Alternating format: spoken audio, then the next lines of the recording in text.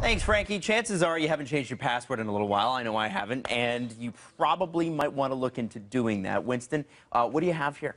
I have a tool. It's a new tool. We've talked about this before.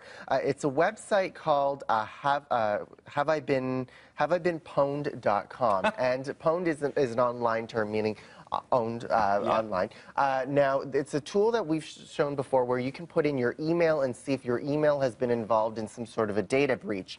They're out with a new section on their website now where you can punch in your password and it'll look through the database of around 306 million passwords that have been involved in some level of a data breach, and it'll tell you whether you're good or not. So as an example, I'm going to type in password, and I click the button, and it'll say, oh no, this password has previously appeared in a data breach and should never be used. If you've used it anywhere before, change it immediately. So that's really, really interesting, because if your password is one particular thing, and it's been breached once, it's far easier to breach it again, even if it's associated with a different email or a different account? Exactly. It's data that could be sold to other companies, and they can cycle it through their database, which they'll just keep trying. They have robot computers that just keep trying these passwords until they can get in. So if it's been on the list, it could be on some sort of a list, a bot that will go through and try passwords. So not a bad idea to change it, but just another tool so that you can protect yourself when you're browsing online. Awesome. Now tell us about the Do Not Call list extending to the UK. The Do Not Call list, something that they have,